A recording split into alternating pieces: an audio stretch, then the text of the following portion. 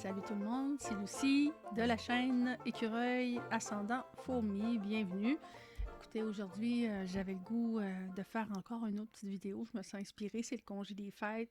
J'avais envie de vous reparler puis de faire une petite capsule toute courte, là, toute simple pour vous suggérer quelque chose qui s'inscrit vraiment dans le prepping, qui est vraiment un truc très pratique, pratico-pratique pour prendre des moyens de conserver des ressources, de conserver de la nourriture et de sauver de l'espace aussi, ou plutôt d'augmenter l'espace disponible pour conserver de la nourriture. Je veux vous parler des chambres froides. C'est tout ce dont je vais vous parler aujourd'hui. Alors, ma chaîne Écureuil Ascendant Fourmi, si vous n'y avez pas encore pensé, bon, ben, écureuil, ça fait quoi? Ça remplit ses joues, un écureuil.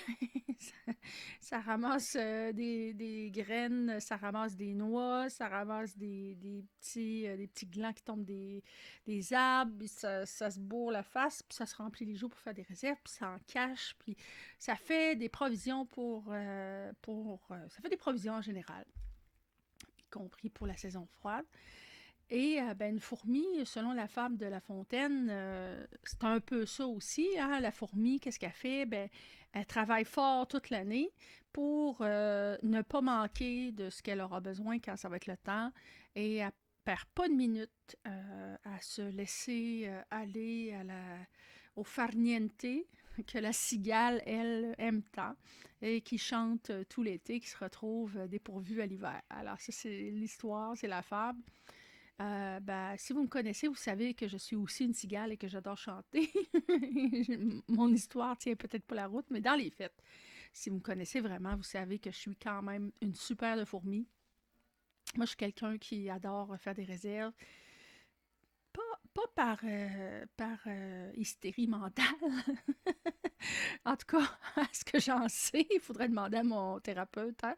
Mais simplement parce que il n'y a rien, moi, que je déteste plus que de manquer de quelque chose quand j'en ai besoin. Puis aussi, j'adore profiter des aubaines, j'adore profiter des spéciaux, des rabais. Pas pour acheter des choses dont j'ai pas besoin, mais pour acheter des choses ou me procurer des choses dont j'ai besoin. Et j'aime beaucoup recycler, j'aime beaucoup réutiliser, par exemple, des plats, des contenants, des matériaux, euh, des vieilles palettes de bois qui m'ont servi à construire ma coop, je parle en anglais, qui m'ont permis de construire mon poulailler. J'ai des poules dans le jardin, vous le savez, je vous en ai déjà parlé. Alors, je suis quelqu'un qui recycle, je suis quelqu'un qui réutilise, je n'ai pas des besoins très, très importants, mais par contre, je m'assure, je souhaite être capable de pourvoir à tous mes besoins et puis à tous les besoins de ceux qui sont autour de moi. Bon, ben, c'est probablement quelque chose qui découle de mon ascendant vierge et de mon signe poisson. Poisson qui aime prendre soin, puis la vierge qui voit tous les détails pratico-pratiques du quotidien. Bon, là, vous venez d'apprendre que je m'intéresse à l'astrologie, mais ça, c'est une autre affaire. Alors aujourd'hui, je vais vous parler des chambres froides super vite, là, c'est simple, mais juste vous dire, hein, dans le temps, vous avez probablement soit vous-même une chambre froide ou bien vous connaissez de la parenté, vos parents, vos mères, vos grands-mères et ainsi de suite qui ont déjà eu des chambres froides ou bien, par exemple, des gens qui habitent à la campagne qui ont gardé ces façons de faire-là, qui connaissent la valeur d'une bonne chambre froide. C'est sûr que hein, quand on s'alimente et on regarde un peu comment on planifie nos semaines, nos mois, les mois qui viennent devant nous, qu'est-ce qu'on fait? On se dit, bon, OK, j'ai besoin de la nourriture fraîche, j'ai besoin de la nourriture de type condiment, des trucs qui se conservent un petit peu plus facilement, là, des cornichons, des marinades, des ketchup, des trucs comme ça. Ça se conserve un petit peu plus longtemps, des épices, blablabla, de l'huile, du vinaigre. Mais j'ai aussi besoin des trucs qui sont peut-être des choses que je vais pouvoir mettre au congélateur pour un peu plus long terme, ainsi que des trucs qui vont être secs ou qui vont bien vivre sur une tablette. Donc, en général, on a tous les Anglais vont dire un deep pantry, un garde-manger profond, c'est-à-dire des choses qui se gardent sur le long terme en reculant vers le plus frais qui se perd plus vite, qui se garde moins longtemps. Un peu tout le monde, on a ça, mais à des degrés divers. Il y a des gens qui vont préférer faire l'épicerie tous les jours, qui aiment le côté romantique de dire, tiens chérie, on va prendre une marche puis on va s'acheter ce qu'on va manger ce soir. Qu'est-ce qu'on mange ce soir? C'est parfait, c'est super, c'est charmant, mais quand on a une vie active, quand on a des enfants, quand on a toutes sortes d'obligations et ou de contraintes, quand c'est l'hiver, quand on est en période comme actuellement où on est un peu contraint dans nos mouvements puis dans nos libertés de déplacement, ben des fois on va se dire tiens, pourquoi ne pas faire quelques réserves aussi? Puis selon votre tempérament, vous allez aimer ou non avoir des réserves puis des trucs sur vos tablettes puis dans vos garde-manger pour les semaines et mois à venir. Ben moi, vous voyez, je suis un peu à l'ancienne. Je dis tout le temps que je suis une preppeuse, donc je fais du prepping, donc je me prépare, donc je suis une fourmi, un écureuil qui accumule. J'aime ça. Mes grands-parents, ma mère était comme ça. Puis ben, j'ai réalisé au fond que c'est pas des nouvelles modes, hein. On parle de survivalisme et de prepping aujourd'hui, mais dans les faits, je dirais, c'est quelque chose que nos familles faisaient, puis nos grands-parents faisaient.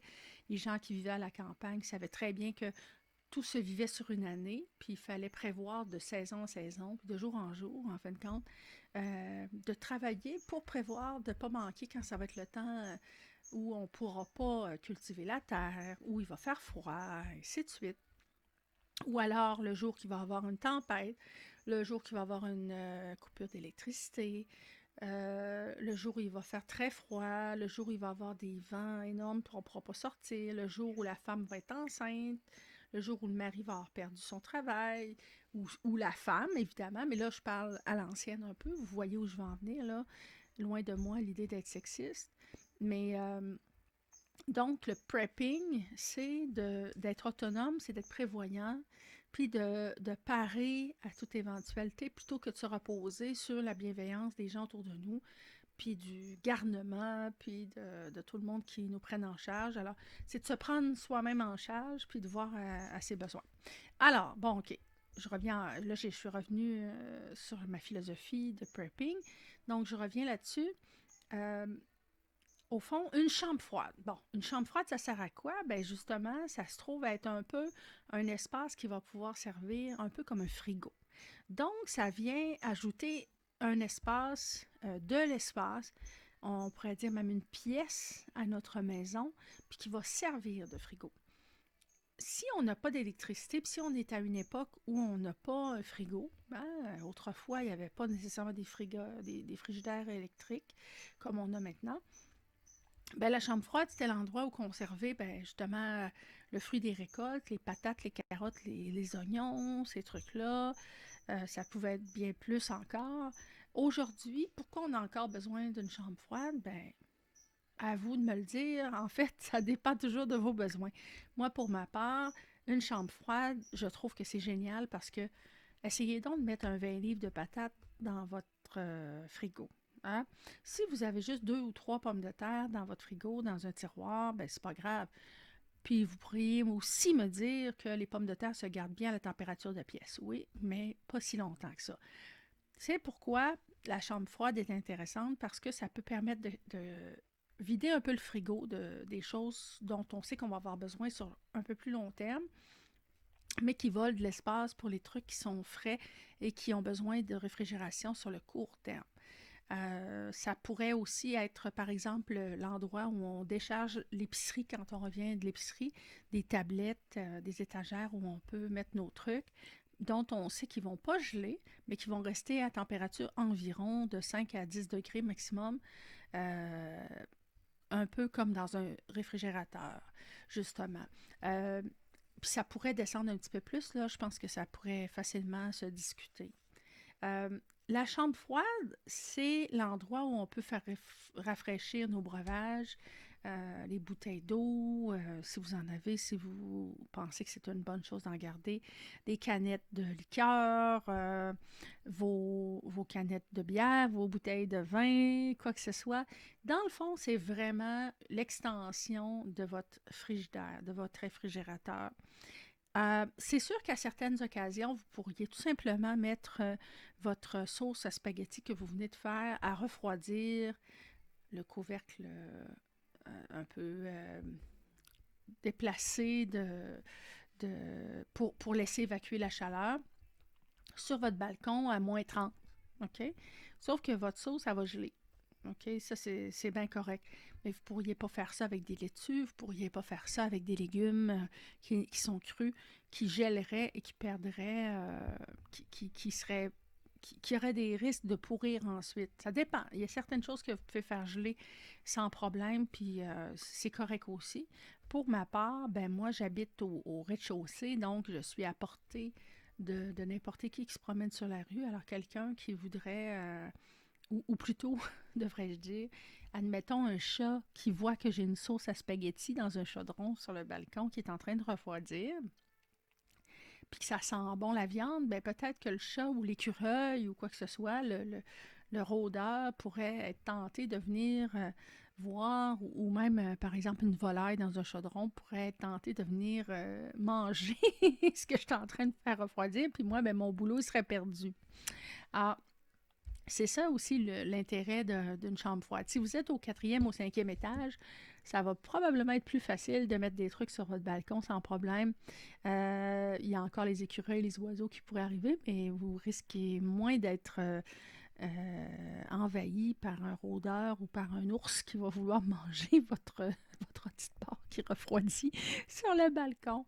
Par contre, la chambre froide, ben c'est ça, c'est une pièce de la maison que vous arrangez de rendre disponible pour en faire un frigo, l'équivalent d'un frigo. Moi, pour ma part, donc, je suis en appartement. J'habite dans la ville de Québec. Je suis en banlieue. Et ben, en fait, assez proche du centre-ville, mais tout de même en banlieue. Donc, dans une vieille maison d'un petit quartier. C'est tranquille. Mais c'est une vieille maison et j'ai la chance d'avoir ce qu'on appelle un tambour. Alors, à l'arrière de la maison, moi, je l'appelle mon locker parce que c'est l'espace aussi où je range toutes sortes de trucs de camping, mes équipements, puis ma nourriture pour mes poules, certains outils, toutes sortes de petits trucs là, que je ne veux pas avoir dans la maison, dans mes jambes, sur des tablettes que j'ai faites. Mais j'ai aussi des tablettes en bois bien solides que j'ai mis dans un espace qui ne servait pas jusqu'à maintenant. Puis je me suis assurée qu'elle soit d'une bonne hauteur. Puis là, ben, je suis capable de stocker tout ce qui ne se garde pas autrement. Là. Quand je fais, par exemple, des conserves en pot maçon, ça se conserve à l'intérieur s'ils sont stériles. Mais quand parfois je fais des conserves, puis je me rends compte qu'elles n'ont pas popé, qu'elles ne sont pas stériles, qu'elles ne pourront pas se conserver indéfiniment. Ben, par exemple, une sauce à spaghetti que j'ai faite dans la semaine ou pour la semaine et pour la semaine d'après, ben, je peux les mettre là. Quand j'arrive avec mon épicerie, je peux mettre des sacs de légumes, toutes sortes de trucs là. Je garde aussi, par exemple, mes pommes que je suis allée cueillir à l'automne, sont dans des bacs, en bon français, des crêtes en plastique avec des ouvertures pour la respiration, là, pour laisser sortir l'air. Là. Je garde mes pommes de terre, mes oignons à distance des pommes de terre parce que ça ne va pas bien ensemble. Les pommes de terre et les oignons se font pourrir l'un l'autre. C'est une question de gaz là, qui émane là, quand ils mûrissent. Euh, j'ai un contenant aussi dans lequel je garde tous mes condiments. Alors, toutes les moutardes, puis ces trucs-là, mayonnaise, sauce piquante, n'importe quoi, là, tous mes condiments, mes olives en pot, tout ce que c'est que j'ai comme condiments, je les garde, ketchup et compagnie, dans ma chambre froide. Pour moi, c'est tout au rez-de-chaussée. Alors, c'est à portée de la main. J'ai juste à ouvrir une porte, puis je suis rendue. Puis, voyez-vous, ben, la chambre froide, là, qu'elle soit froide, elle n'est pas glacée, ben, ça me permet, oui, de conserver mes aliments frais puis certains autres aliments que je veux conserver. Puis ça me permet vraiment d'avoir plus d'espace que seulement ce que j'ai dans mon frigo. Ça me permet de stocker plus de nourriture, au fond, puis de passer à travers l'hiver, de garder mes légumes racines, je vous l'ai dit, carottes, pommes de terre et autres, là, des courges, tout ça. Euh, Puis de sauver bien de l'espace. Puis en même temps, ben c'est pas grave à 5 degrés de conserver des outils, des sacs de plastique, des sacs de vidange, toutes sortes de produits d'entretien, des outils, toutes sortes de trucs, là, tous les trucs de garage là, qu'on pourrait avoir en général. Moi, j'ai pas de maison, donc j'ai pas nécessairement un garage, ni un cabanon, mais moi, ça devient mon cabanon. Alors, ça fait les deux. Pour ma part, là, ça convient. Alors, comment j'ai réussi à faire une chambre froide avec cet espace-là? Ben, c'est ça la question qu'on peut se poser. Alors, c'était effectivement un tambour. Alors, c'était pas vraiment isolé. Ça l'est toujours pas tant que ça. Puis j'ai sciemment, volontairement décidé de ne pas l'isoler 100% parce que sinon, ça deviendrait une pièce de la maison puis il n'y aurait plus de froid. Comprenez-vous? Autrefois, les gens qui avaient une chambre froide dans leur maison, souvent, pouvaient avoir un sous-sol qui n'était pas isolé, puis dans un coin du sous-sol, ils confectionnaient un espace, un cagibi, on pourrait dire, qui était un petit peu mieux isolé que le reste du sous-sol, pour dire de quoi, de la cave.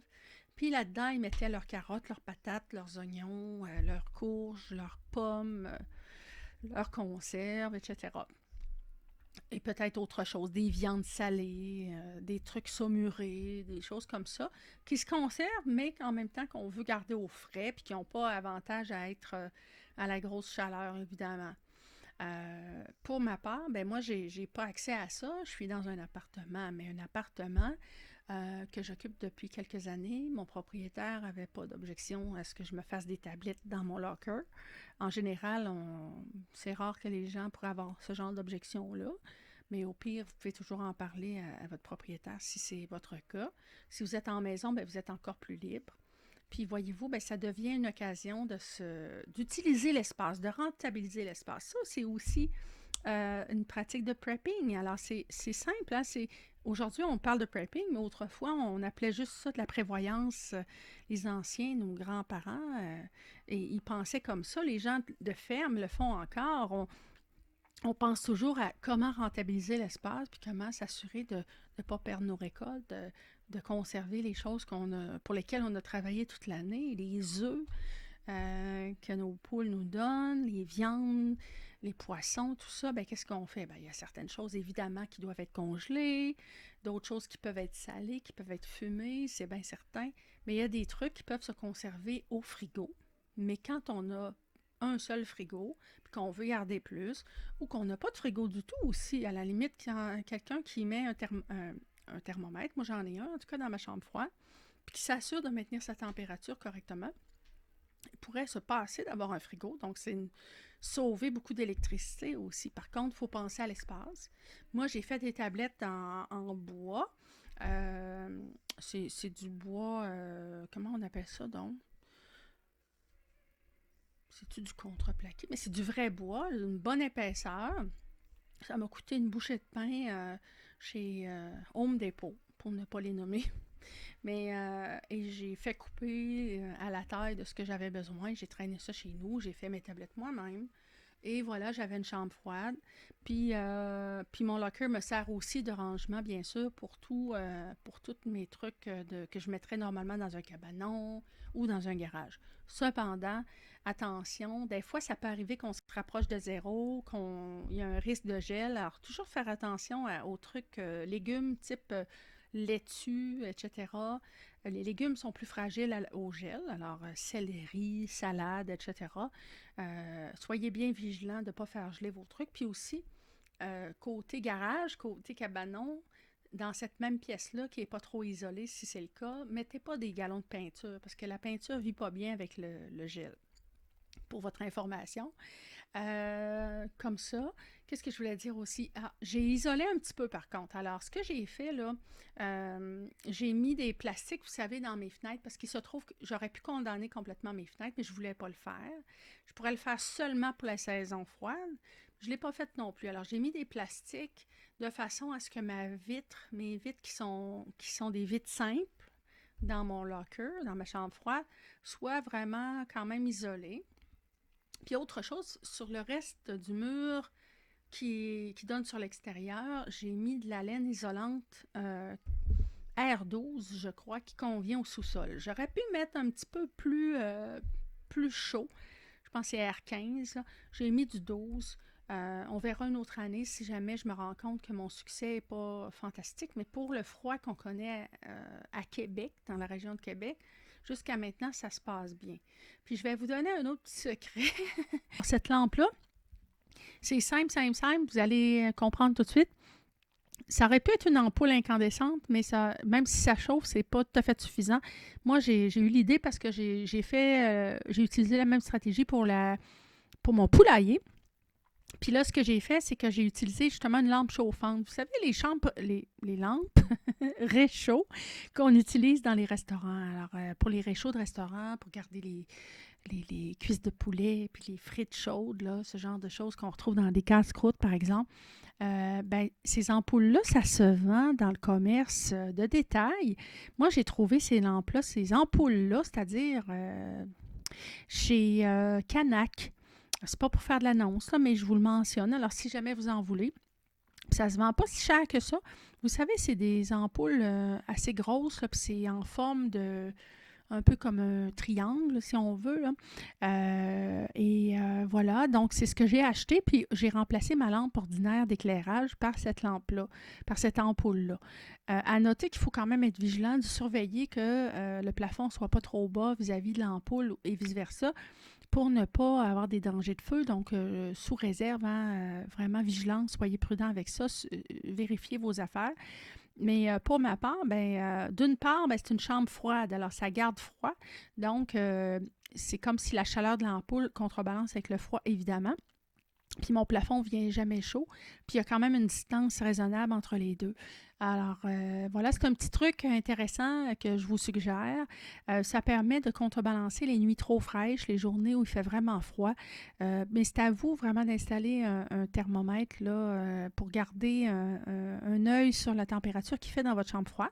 Puis, c'est pas compliqué. Habituellement, là, vous allez voir, si vous faites ce qu'il faut, vous allez être en mesure de maintenir une température raisonnable là, entre, mettons, 3 et 10 degrés. De préférence entre 3 et 7, comme un frigo. Mais ce qu'il faut surtout surveiller, là, il faut vraiment être vigilant de ne pas se retrouver en dessous de zéro, parce que quand les aliments, surtout les légumes et les fruits, gèlent, ils sont difficilement récupérables. On peut les utiliser en cuisson, mais pour faire des soupes ou quoi que ce soit, des gâteaux, mais ils sont plus mangeables frais parce qu'ils sont gelés. Alors, gardez un œil là-dessus, mais ce n'est pas la fin du monde. Donc, à vous d'apprivoiser votre chambre froide si vous décidez de vous lancer, tout simplement. Voilà, alors écoutez, c'est le fun, rentabiliser un espace qui n'aurait pas servi autrement, le transformer en chambre froide et mettons, en petit cabanon, si on veut, toujours en gardant en tête de ne pas mettre des galons de peinture dans une chambre froide qui gèle ou dans un espace qui gèle, parce que la peinture ne vit pas bien avec ça. C'est juste un clin d'œil. Voilà, alors écoutez, si vous avez des commentaires, si vous avez des idées à me partager, des demandes spéciales aussi pour que j'aborde des sujets sur cette chaîne Écureuil Ascendant Fourmi, où on parle de prepping, où on parle de réserve, où on parle de trucs de grand-mère et de trucs d'ancêtres pour rendre la vie plus facile et plus autonome, tous vos commentaires seront les bienvenus avec grand plaisir. On est toujours début janvier 2021. Faisons en sorte si cette année ne devient pas par elle-même une bonne année, faisons en sorte qu'elle le soit. Alors, on se dit salut et à la prochaine vidéo. Ciao, à bientôt!